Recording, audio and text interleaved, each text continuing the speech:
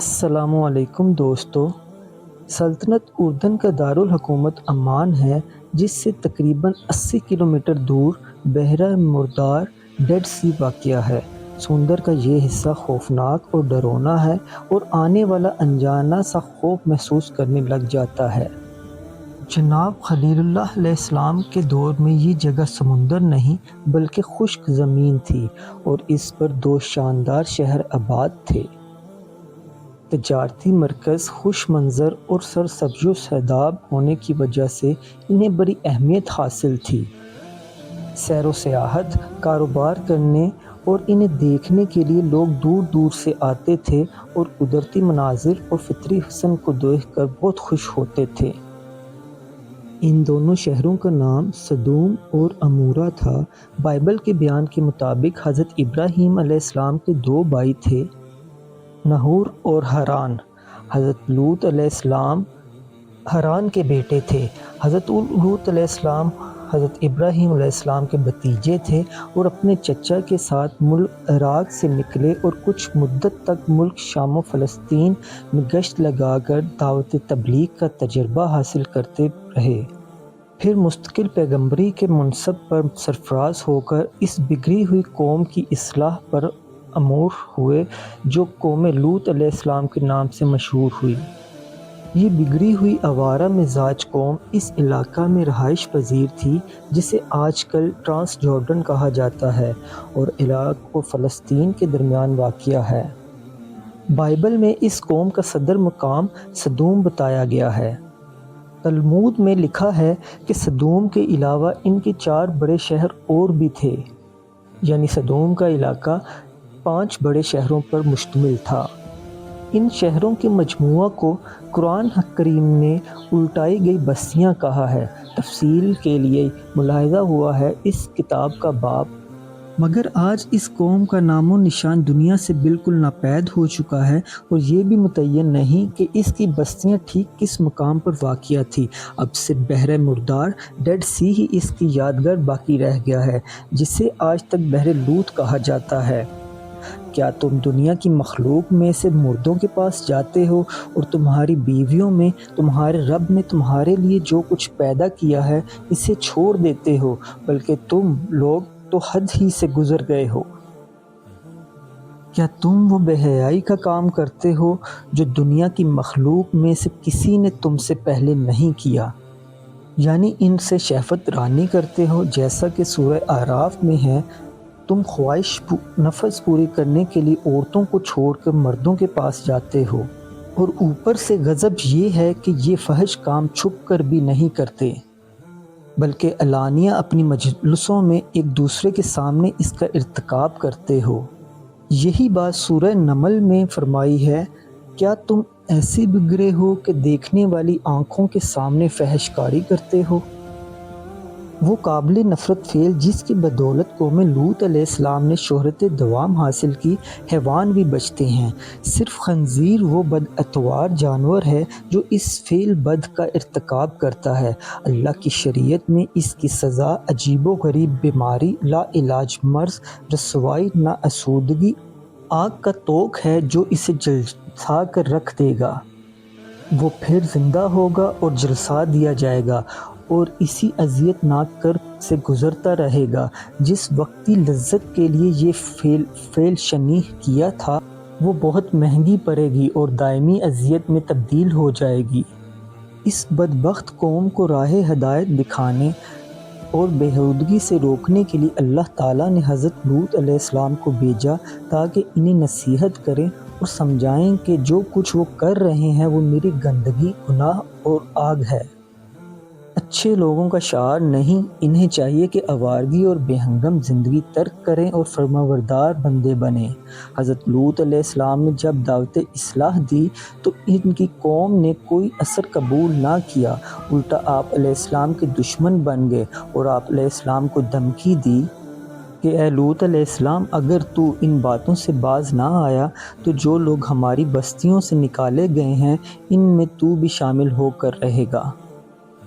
جب قوم لوط علیہ السلام نے اپنی روش نہ بدلی اور گندی حرکتیں ترک کرنے کے لیے تیار نہ ہوئی تو ان پر عذاب نازل کرنے کے لیے فرشتوں کو زمین پر بھیج دیا گیا۔ حضرت جبرائیل علیہ السلام، میکا علیہ السلام اور اسرافیل علیہ السلام جیسے جلیل القدر فرشتے حسین ترین جوانوں کے روپ میں زمین پر اترے اور سب سے پہلے جناب ابراہیم علیہ السلام کے پاس آئے اور انہیں بشارت دی کہ آپ علیہ السلام کے ہاں عنقریب اسحاق علیہ السلام پیدا ہوں گے۔ پھر ان فرشتوں نے بتایا کہ ہم قوم لوط علیہ السلام کو تباہ و برباد کرنے کے لیے بھیجے گئے ہیں۔ آسمانوں میں فیصلہ ہو چکا ہے کہ ان کی بستی کو زیر و زبر کر دیا جائے۔ چونکہ یہ لوگ فاسق اور بدکار ہیں، اس لیے ہم ان بستی پر عذاب نازل کریں گے۔ ابراہیم علیہ السلام نے فرمایا، وہاں تو لوط علیہ السلام موجود ہیں۔ فرشتوں نے کہا، آپ بالکل فکر مند نہ ہوں اور ہم سے جھگڑا نہ فرمائیں۔ اس بستی میں جو ایماندار موجود ہیں ہم انہیں اچھی طرح جانتے ہیں۔ ہم حضرت لوط علیہ السلام اور ان کے اہل و عیال کو صاف بچا لیں گے۔ جناب ابراہیم علیہ السلام سے رخصت لے کر فرشتے انسانی روپ میں رات کے وقت جناب لوط علیہ السلام کے پاس پہنچ گئے اور کہا، ہم مسافر ہیں اور رات گزارنا چاہتے ہیں، اس لیے مہربانی فرما کر اپنے ہاں ٹھہرا لیں۔ حضرت لوط علیہ السلام اپنی قوم کے کالے کرتوتوں سے واقف تھے، اس لیے ان کے آتے ہی پریشان ہو گئے، کیونکہ فرشتے بہت خوبصورت نوخیز لڑکوں کی شکل میں آئے تھے، اور اندیشہ کیا یہ بدبخت قوم میرے ان مہمانوں کے ساتھ نہیں معلوم کیا معاملہ کرے گی، کیونکہ ابھی تک مہمانوں نے یہ نہیں بتایا تھا کہ ہم فرشتے ہیں اور قوم کو سزا دینے آئے ہیں۔ ابھی اسی تردد میں تھے کہ قوم کو خبر لگ گئی کہ لوط علیہ السلام کے گھر چند حسین و جمیل لڑکے مہمان آئے ہیں۔ بس کیا تھا، یکدم ٹوٹ پڑے اور حضرت لوط علیہ السلام مطالبہ کرنے لگے کہ تم ان لڑکوں کو ہمارے حوالے کر دو۔ حضرت لوط علیہ السلام نے کہا کہ یہ میرے معزز مہمان ہیں، میں انہیں تمہارے کیوں حوالے کر دوں؟ یہ کتنی بری بات ہے کہ مہمان کی بےعزتی کی جائے۔ اور یہ بھی کہا کہ یہ میری قوم کی بیٹیاں موجود ہیں، یہ تمہارے لیے پاکیزہ ہیں، کچھ خدا کا خوف کرو اور میرے مہمانوں کے معاملہ میں مجھے ذلیل نہ کرو۔ کیا تم میں کوئی بھلا آدمی نہیں؟ انہوں نے جواب دیا، تجھے تو معلوم ہی ہے کہ تیری بیٹیوں میں ہمارا کوئی حصہ نہیں ہے، اور تو یہ بھی جانتا ہے کہ ہم کیا چاہتے ہیں۔ جناب لوط علیہ السلام ان کا اصرار اور ڈھٹائی دیکھ کر گھبرا گئے اور حسرت سے بولے، اے کاش آج میری کوئی لمبی چوڑی برادری یا میرے پاس مادی طاقت ہوتی تو تم لوگوں کو مزہ چکھا دیتا۔ فرشتوں نے جب دیکھا کہ آوارہ مزاج لوگ حد سے بھر گئے ہیں اور جناب لوط علیہ السلام تنگ آ گئے ہیں تو بولے، اے لوط علیہ السلام، ہم انسان نہیں ہیں بلکہ آپ کے رب کے بھیجے ہوئے فرشتے ہیں۔ یہ لوگ اب آپ علیہ السلام کو کوئی نقصان نہیں پہنچا سکتے۔ آپ علیہ السلام رات کے کسی پہر میں اپنے گھر والوں کو لے کر یہاں سے نکل جائیں۔ ہم آپ علیہ السلام کو اور آپ علیہ السلام کے ایماندار اہل و عیال کو نجات دے دیں گے، مگر آپ علیہ السلام کی کافر بیوی نجات نہیں پا سکے گی، پیچھے رہ جانے والے لوگوں کے ساتھ وہ بھی ہلاک ہو جائے گی۔ جناب لوط علیہ السلام نے اپنے اہل و عیال کو ساتھ لیا اور تیزی کے ساتھ دوسری بستی کی طرف روانہ ہو گئے اور ساتھیوں کو ہدایت دی کہ پیچھے مڑ کر نہ دیکھیں، کیونکہ جب عذاب نازل ہوگا تو وہ اس ہولناک منظر کی تاب نہ لا سکیں گے۔ جب صبح ہونے کی قریب ہوئی تو بدکاروں کی بستی پر آگ اور سنگ کی موسلادھار بارش شروع ہو گئی۔ پتھروں کے میزائل ان کو نشانہ بنانے لگے۔ پھر یہ پورا خطہ زمین سے کاٹ کر بحر مردار میں الٹا دیا گیا، اور وہ سمندر میں 400 میٹر نیچے اس کی تہہ میں جا گرا اور بدبودار گڑھے پانی میں ڈوب گیا۔ پوری قوم میں اور اس کے پورے علاقے میں صرف ایک گھر تھا جس میں ایمان و اسلام کی روشنی پائی جاتی تھی، اور وہ تنہا حضرت لوط علیہ السلام کا گھر تھا۔ باقی پوری قوم فسق و فجور میں ڈوبی ہوئی تھی اور اس کا سارا ملک گندگی سے لبریز ہو چکا تھا۔ اس لیے اللہ تعالیٰ نے اس ایک گھر کے لوگوں کو بچا کر نکال لیا اور اس کے بعد اس ملک میں وہ تباہی نازل کی جس سے اس بدکار قوم کو کوئی فرد نہ بچا سکا۔ حضرت ابو ہریرہ رضی اللہ تعالیٰ عنہ روی ہیں، محسن انسانیت صلی اللہ علیہ وسلم نے فرمایا، اور اللہ تعالیٰ حضرت لوط علیہ السلام پر رحم فرمائے، بد کردار قوم کا پوری شدت و قوت کے ساتھ مقابلہ کرنے کے لیے وہ کسی مضبوط جماعت رکن شدید کی پناہ لینے پر مجبور ہو گئے۔ حضرت لوط علیہ السلام کے بعد اللہ تعالیٰ نے کوئی نبی ایسا نہیں بھیجا جس کا کنبہ قبیلہ اس کا حمایتی نہ رہا ہو۔ لوط علیہ السلام کی کافر نافرمان بیوی منع کرنے کے باوجود پیچھے مڑ مڑ کر دیکھتی رہی۔ جب اس نے اپنی قوم کی چیخ و پکار سنی تو رونے لگی، ہائے میری قوم، ہائے میری قوم! عذاب کا ایک شرارہ اس پر بھی گرا اور وہ وہیں پتھر بن گئی۔ پہاڑ کی چوٹی پر آج بھی اس کا یہ بت موجود ہے اور ہزاروں سال گزرنے کے باوجود گردش دورہ سے محفوظ عبرت کا نشان بنا ہوا ہے اور پیغام دیتا ہے کہ اللہ کی نافرمانی نہ کرو۔ جو بھی نافرمانی اور سرکشی کرتا ہے، اس کا یہی حشر و انجام ہوتا ہے۔ موجودہ زمانہ میں یہ بات قریب قریب یقین کے ساتھ تسلیم کی جا رہی ہے کہ بحر مردار کا جنوبی حصہ ایک ہولناک زلزلے کی وجہ سے زمین میں دھنس جانے کی بدولت وجود میں آیا، اور اس دھنسے ہوئے حصے میں قوم لوط علیہ السلام کا مرکز شہر سدوم واقع تھا۔ اس حصے میں پانی کے نیچے کچھ ڈوبی ہوئی بستیوں کے آثار بھی پائے جاتے ہیں۔ حال میں جدید آلات غوطہ زنی کی مدد سے یہ کوشش شروع ہوئی ہے کہ کچھ لوگ نیچے جا کر ان کے آثار کی جستجو کریں، لیکن ابھی تک ان کوششوں کے نتائج سامنے نہیں آئے۔ اس کے بعد ہم نے وہاں بس ایک نشانی ان لوگوں کے لیے چھوڑ دی جو دردناک عذاب سے ڈرتے ہوں۔ اس نشانی سے مراد بحر مردار ہے، جس کا جنوبی علاقہ آج بھی ایک عظیم الشان تباہی کے آثار پیش کر رہا ہے۔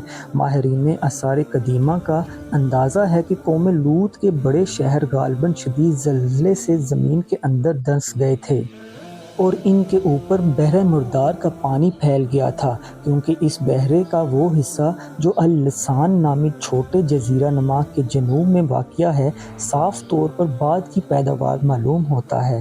قدیم بحر مردار کے جو آثار اس جزیرہ نما کے شمال میں تک نظر آتے ہیں، وہ جنوب میں پائے جانے والے آثار سے بہت مختلف ہیں۔ اس سے یہ قیاس کیا جا سکتا ہے کہ جنوب کا حصہ پہلے اس بحرے کے سطح سے بلند تھا، بعد میں کسی وقت دھنس کر نیچے چلا گیا۔ اس کے دھنسنے کا زمانہ بھی 2000 برس قبل مسیح کے لگ بھگ معلوم ہوتا ہے، اور یہی تاریخی طور پر حضرت ابراہیم علیہ السلام اور حضرت لوط علیہ السلام کا زمانہ ہے۔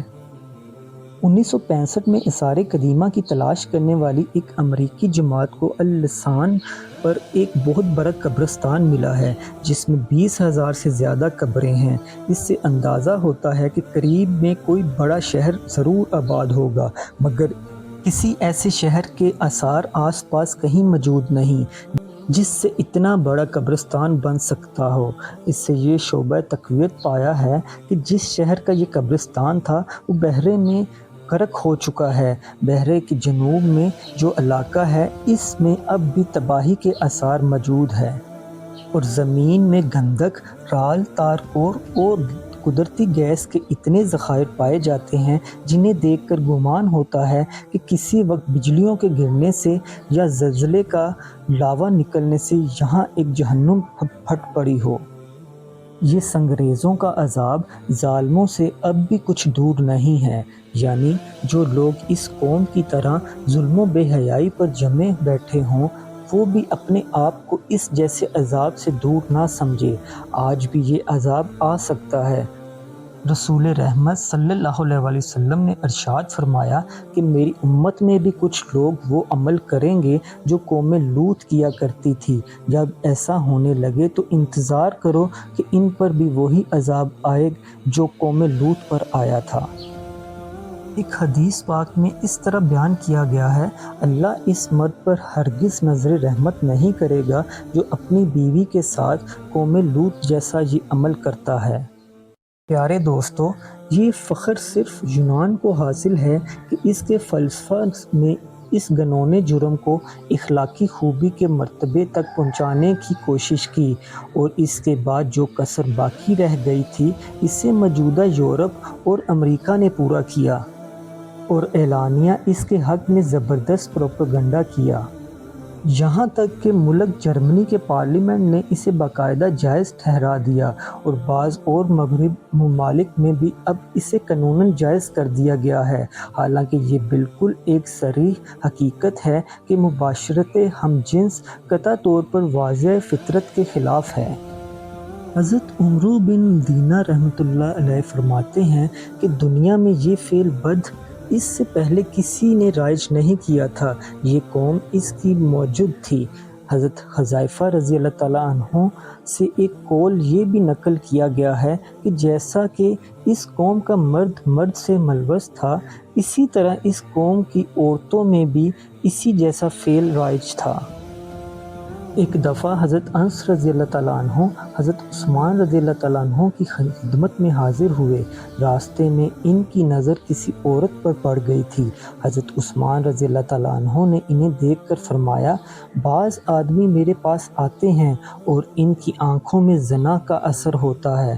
حضرت انس رضی اللہ تعالیٰ عنہ بول اٹھے، کیا حضور اکرم صلی اللہ علیہ وسلم کے بعد پھر وحی اترنی شروع ہو گئی ہے؟ حضرت عثمان رضی اللہ تعالیٰ عنہ نے فرمایا، نہیں، لیکن یہ تو دلیل و فراست اور صداقت کا نتیجہ ہے۔ اس قسم کے متعدد واقعات صحابہ اور تابعین سے منقول ہیں۔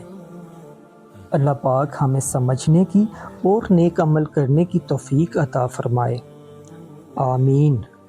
اگر ویڈیو اچھی لگی ہو تو ویڈیو کو لائک کر دیں اور چینل کو سبسکرائب کر دیں تاکہ آنے والی تمام ویڈیو آپ تک پہنچ سکے۔